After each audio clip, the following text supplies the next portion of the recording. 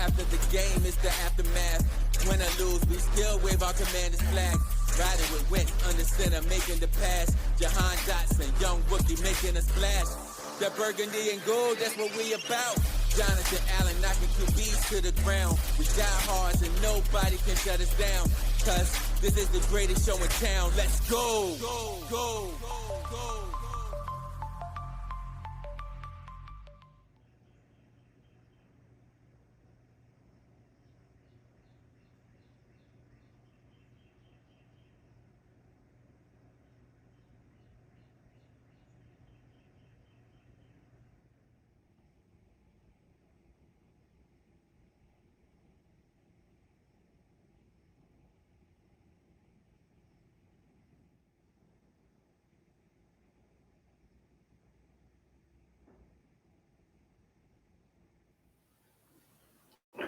What's good, Washington Commander fans? All right, this is my weekend. Well, yeah, my weekend report. I was supposed to do it on Sunday, but kind of doing it today on Monday for the week of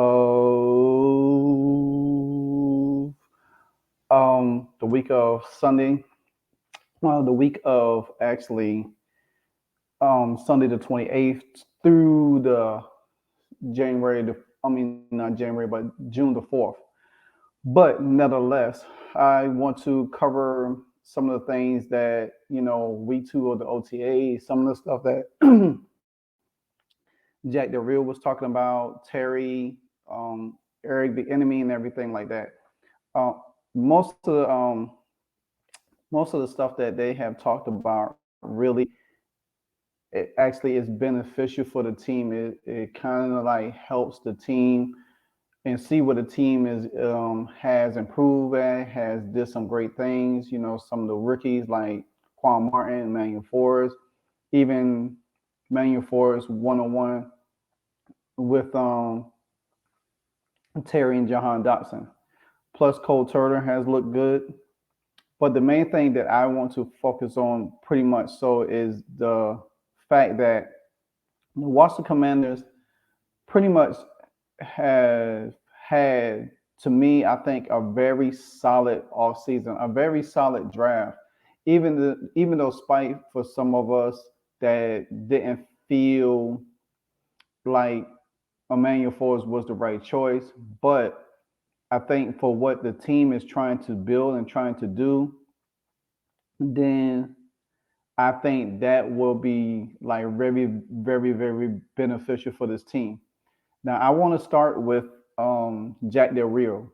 Now, Jack Del Rio, he was in this press conference and he talked a lot about what his expectations for this team, where he's looking for this team to improve, where the things that they can do better from last year into this year. And the main thing he stated in his press conference was they need to start fast and they need to force turnovers.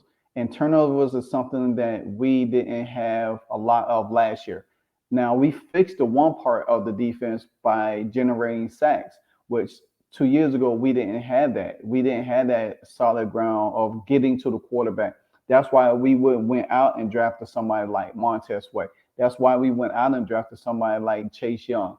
That's why we kind of show up the interior defense with Jonathan Allen and Daron Payne. And then we added other guys that's in the mix, if you so to speak, like a F.A. Barter, like a James Smith-Williams, like a Ridgeway.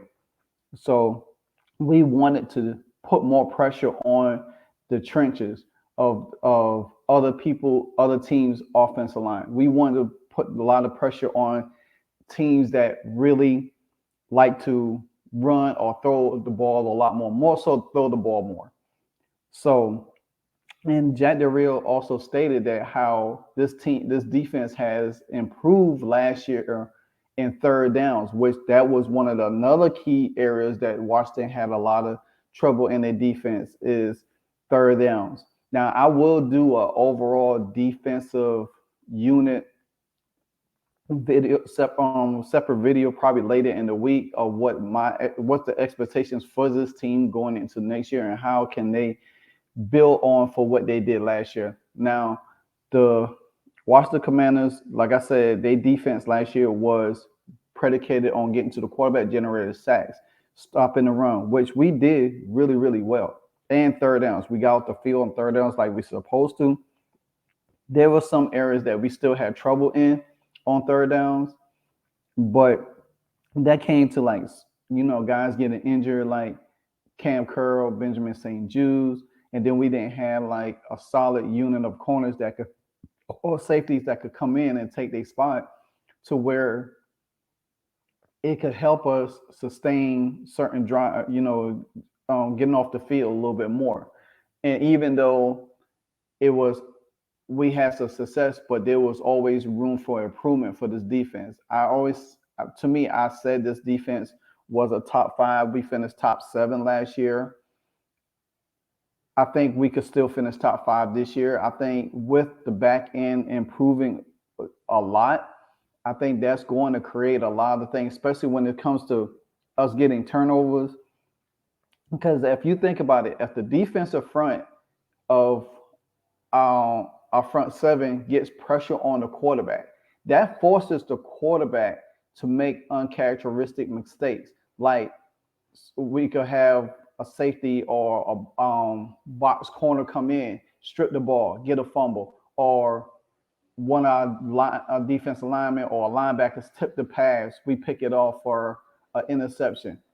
These are the things that generate short yardage, makes the offense have to go shorter distance where they don't have to go the length of the field all the time or midway, half the way through the middle of the field all the time.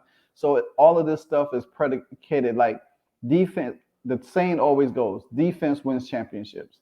And yeah, you could have one of the most high-power offense in the league, but if your defense can't stop people or put them off the field, get them off the field, then if you look at how the Washington Commanders last year, they was kind of rugged in the beginning of the season, but then later on they was able to sustain, get continuity, get to the quarterbacks, shorten drives and everything. Now, the one thing I still think the Washington Commanders still have trouble is eliminating the running quarterback. Daniel Jones every time he plays us, he always had a field day against us. And I think that's one area Washington definitely going to have to control. Now, we did a good job against Jalen Hurts the second time on the Monday night that we played him. And we did a decent job against Justin Fields. But when you go against guys that's like a Josh Allen that we got to play this year, Lamar Jackson, we get a taste of him in preseason. And then we got to look at Philly twice. You're going to still have to deal with Jalen Hurts again. These are the things that we have to really look at and improve in the area to be a complete defense. If we become a complete defense, we'll be the number 1 defense in the league. I don't think there's no offense that could deal with us. The flip side of that is the offense. How well our offense is going to put points on the board and keep our defense rested on the sideline. So, but nonetheless, Jack Del Rio did emphasize a lot. He did want to talk about a lot of different things, and he feels like this team is going in the right direction, especially when he talked about how Ron Rivera allowed them to be themselves, how they was able to hire within and improve the defense, how the defensive backs coaches have done very, very well. I think you're going to see a difference in our defensive backfield than you saw last year. That's the main key. And I believe Quan Martin and Emmanuel Forbes is going to do that. Even with Percy Butler still there, he's learning. He didn't do as well last year. Now it's like he wants to step up. So if you got all this young talent, and that all of this helps guys like Kendall Fuller out, where you could probably say, well, hey, let's move a guy to a Kendall Fuller spot. They want to see where Emmanuel Forbes developing a slot at. He got some slot time in OTAs the second week. going against some guys like Terry and Jahan Dotson who run the slot really, really good. So if you looked at the clips in the beginning of this video, you saw what I was talking about. Now, also Jack Del Rio they did ask Jack Del Rio about OTAs, about Chase not being there and everything like that. And he specifically said that he is grateful for the guys that are there.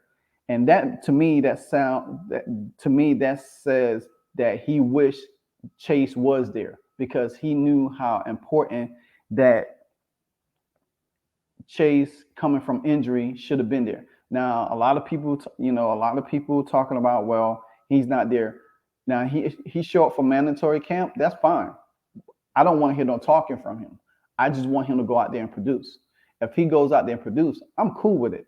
I'm not gonna have any issues. But if he goes out there and run his mouth and he doesn't do well on the field, because you gotta think, even Jack Del Rio said that Montez Sweat could improve. Montez almost had 9 sacks last year, and there's still more room for improvement. The same thing that Jack Del Rio was talking about with Deron Payne, how he went out there, they left plays, they got to finish plays. And this is what he wants for the defense.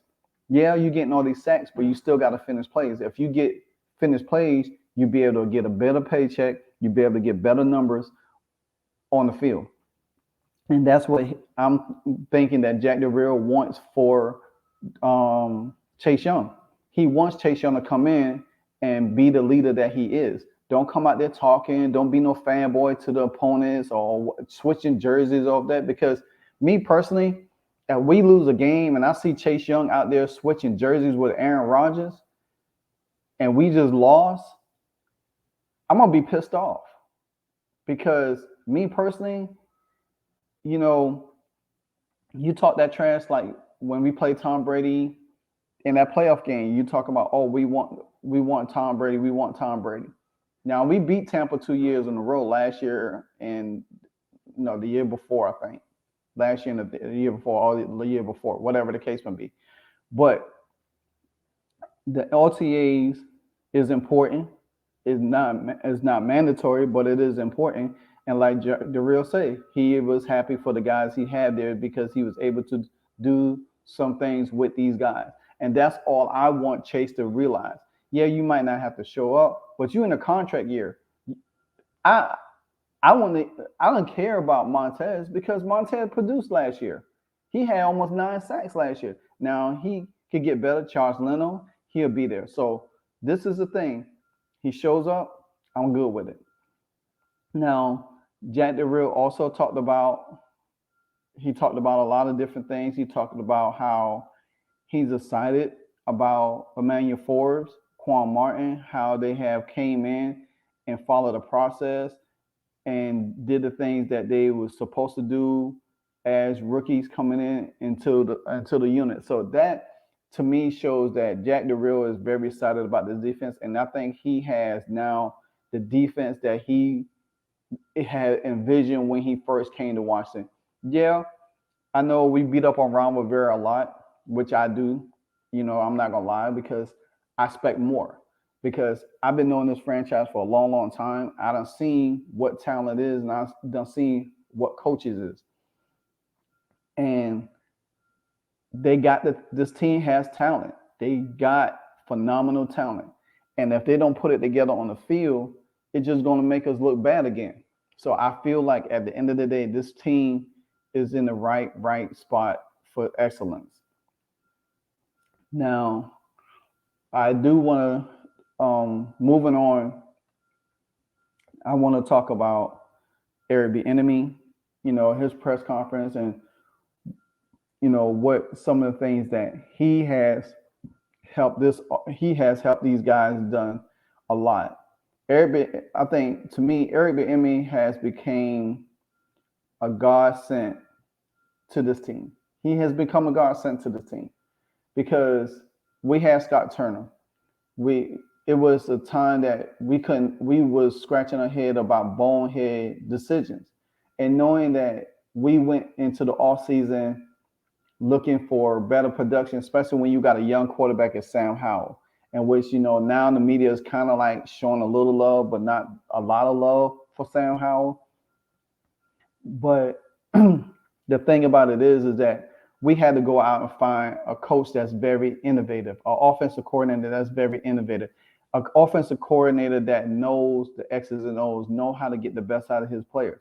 And this is what Eric Bieniemy is bringing. He's changing the culture. He's he's making these guys believe it. Jahan Dotson said it specifically. He said, "Enemy Eric Bieniemy feels like he brought culture. He feel like they brought culture to the team. He brought a sense of urgency, a sense of energy, and it's really good just being able to learn from him and just get familiar with the things that he wants us to do and what he want and what he expected from us. And even Eric Bieniemy say, hey, there's been some ups and downs, but these guys come in. They've been more acceptable to everything. They've been more willing to learn, and that was the most part about it. He even Eric Bieniemy, we talked about Terry, how professional Terry is, and how he wished everybody could be a Terry McLaurin. And I always loved Terry.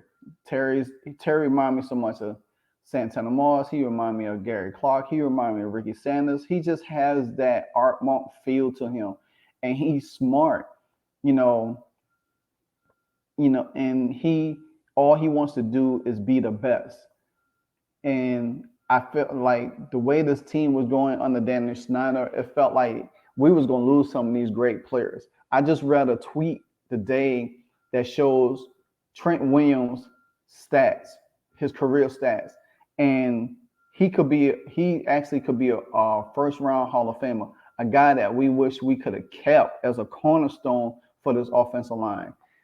And we had Daniel Snyder and Bruce Allen there, and we just could not keep this guy. Just imagine that if we had still kept Trent Williams, guarantee you Brandon Sheriff would have still stayed. Brandon Sheriff probably wouldn't have suffered injuries that he did because you had another offensive line. You would have had two of the premier best offensive linemen for this team. And then all we had to do is build within. But nevertheless, they gone. Nothing we can do about it but move on and hope this group of offensive linemen is stellar and stands out. And I think we'd be able to. I just think that Eric Bieniemy, his philosophy, the way he was with Kansas City, and how instrumental he was with Patrick Mahomes, and how Andy Reid was able to allow him to do certain things. And I just appreciated the energy and the urgency is what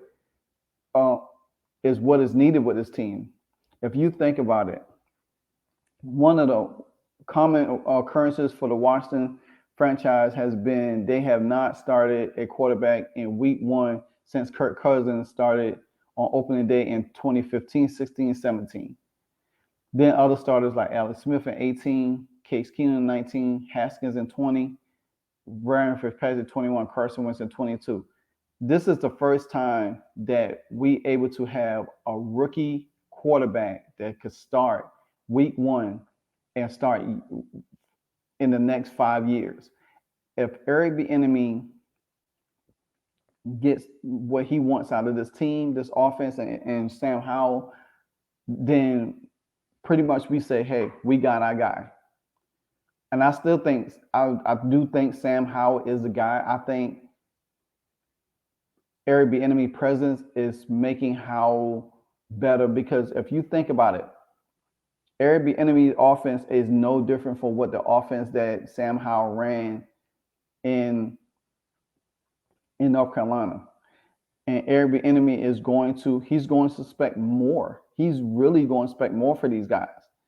You think about it. Dotson had 35 passes last year for 523 yards and 7 touchdowns. If Dotson didn't miss, I think he missed like 4 or 5 games. If he didn't miss them games, Dotson would have had over 10 touchdowns.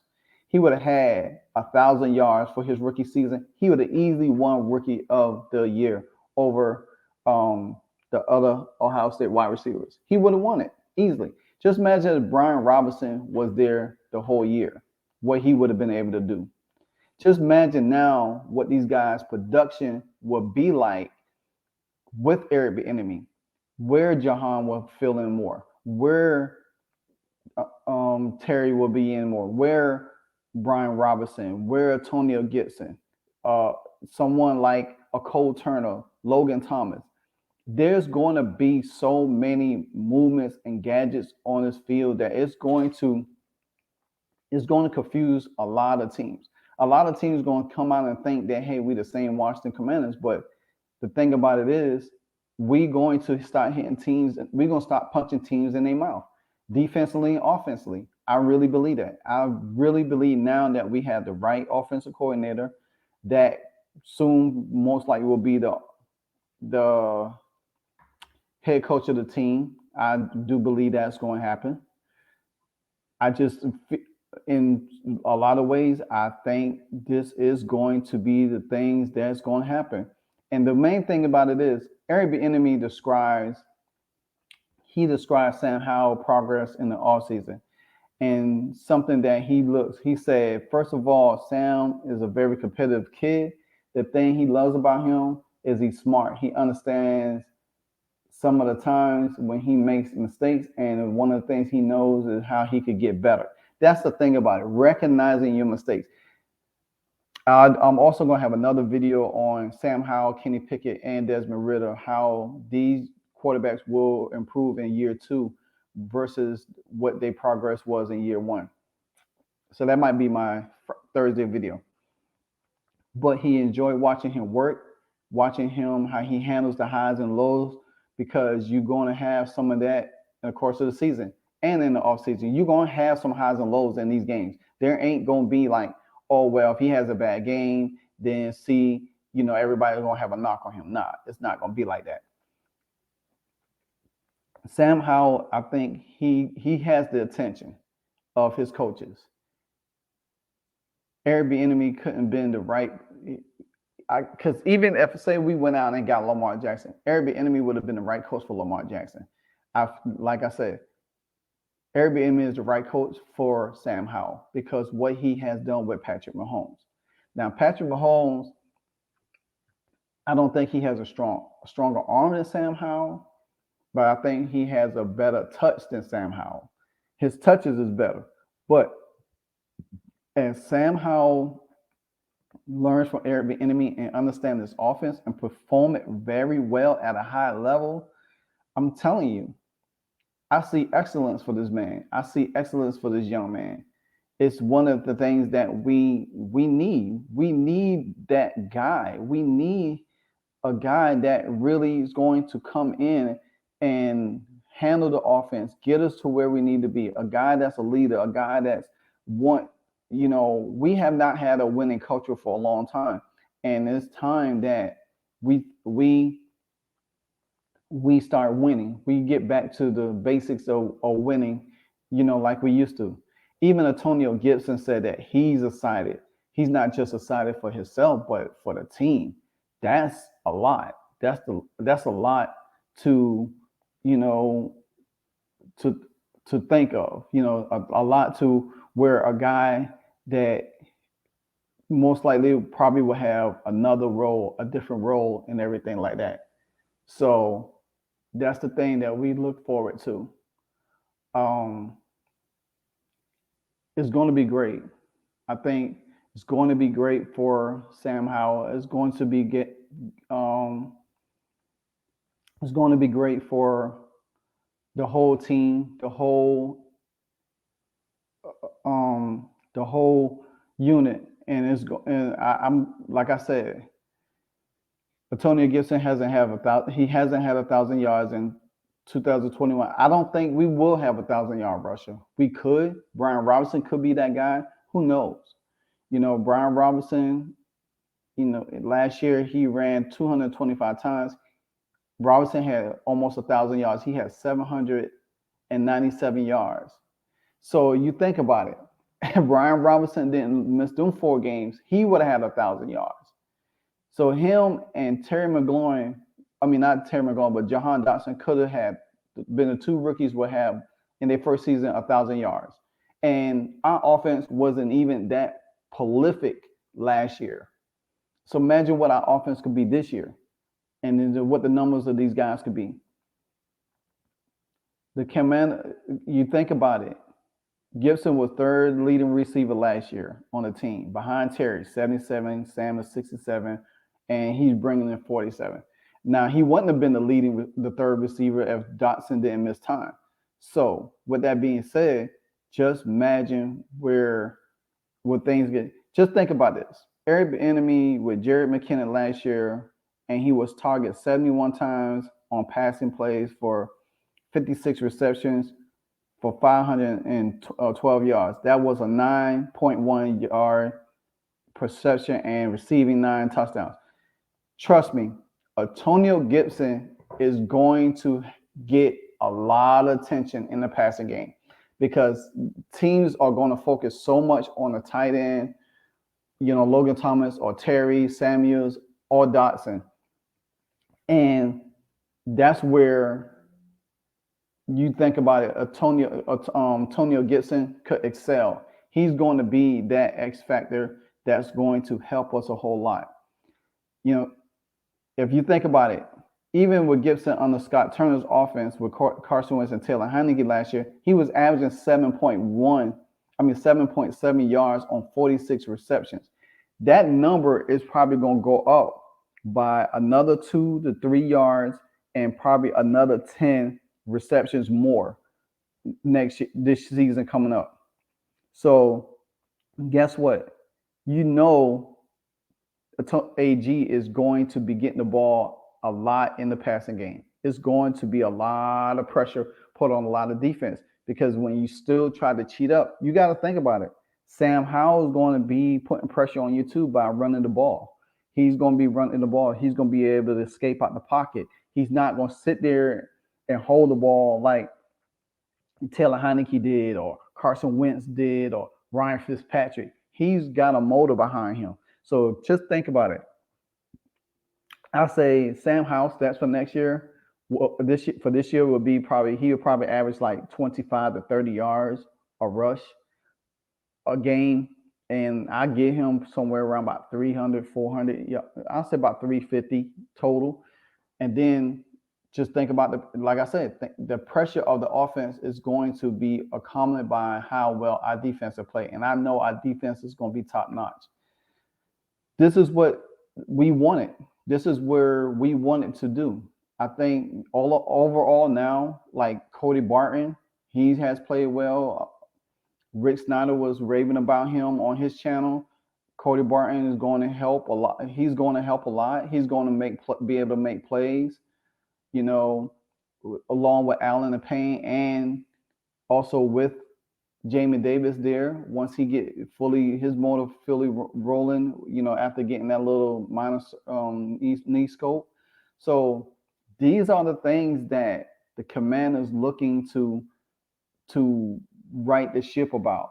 I think, honestly, that we coming out of OTAs and going into minicamp now, you're going to see a lot of different things. You're going to see things that probably they didn't show a lot more, and they still won't show a lot more because you don't show your whole hand in training camp anyway.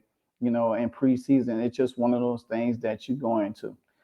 I do want to take a personal note that, one of the Washington fans, talked to Emmanuel Forbes and said that they remind him of not Deion Sanders, but remind him of Darrell Green. And that's a tall bill for a young guy like Emmanuel Forbes. But if anything, I'm sure Emmanuel Forbes will study, Darrell Green. Darrell Green was my favorite defensive player outside of Sean Taylor. So I think if Emmanuel Forbes continue to work hard and stay disciplined, stay grounded, and he's very humble, a young man is very humble. And this lady told him, she said, hey, you got a bright future. Welcome to the Commanders. Study Darrell Green. If he does that and study all of the great cornerbacks, and I wish he did, I'm sure he has. I don't think that Emmanuel Forbes is not looking at it lightly. So, but all in all, I mean, this second round of this second round of OTAs has been very, very productive. You got to see some different things. You got to see a little bit more of what Eric Bieniemy and what Jack Del Rio wants from this team. They're looking for specific things, and now I think with Eric Bieniemy being there, you get to see Jack Del Rio kind of like be a little bit more outspoken, more holding guys responsible and stuff like that. And like I said early in this video, that you could go back and listen to Jack Del Rio. He really wanted Chase to be there. And I think that's the main thing. And like he said in the interview, what the interviewer said, what did your expectation? He said he needs to come in, contribute, and work. That's it. If he does that and stop trying to, you know, be vocal. I mean, you are captain, so you should be vocal. But at the end of the day, you need to be one of the guys that come in and say, "Hey, you know what? Let's get this done. Let's do this. Let's get this done." And it'll work out for you. Until then, it's going to be hard. It's definitely going to be hard. So, with that being said, and everything, this is my weekend wrap up video of OTAs and a lot of interviews, a lot of talk. So I'm excited to see what training camp looks like and everything like that. But this is a very exciting time for the Commanders.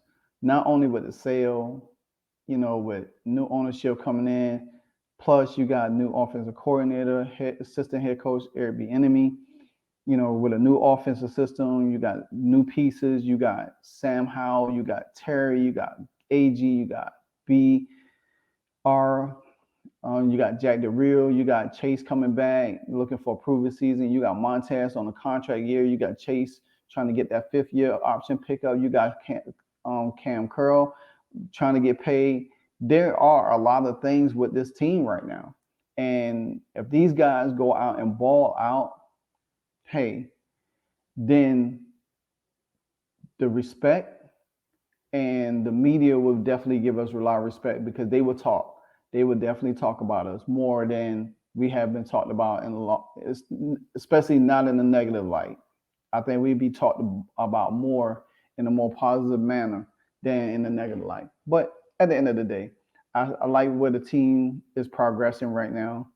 But there's a lot more to do, a lot more to go. And we still have a long road ahead of us. But this is a great start. And we can't expect it. Now, we did have one blemish of OTAs, and that's, Monty Rogers went down to Achilles. So, but unless that, let's pray, hope no more injuries. We get out unscathed, and, everybody could participate the way we need to. Until then, guys, continue to like, comment, subscribe. Continue to like, comment, subscribe to the channel. I'm definitely going to get my backdrop changed, my banner backdrop changed in the coming days. So you'll be seeing a new backdrop. You already see the new logo up in the corner. Check out all the links down in the description box. Support the channel. I do work hard just as well as a lot of my other counterparts. We all have great content when it comes to the Washington Commanders. We are fans of the Washington Commanders. We all love the Washington Commanders for good, bad, and the ugly. So, but we, no matter what, we're going to support this team all through the fire. But until then, guys, this your boy LiveWire. I'm out. Peace.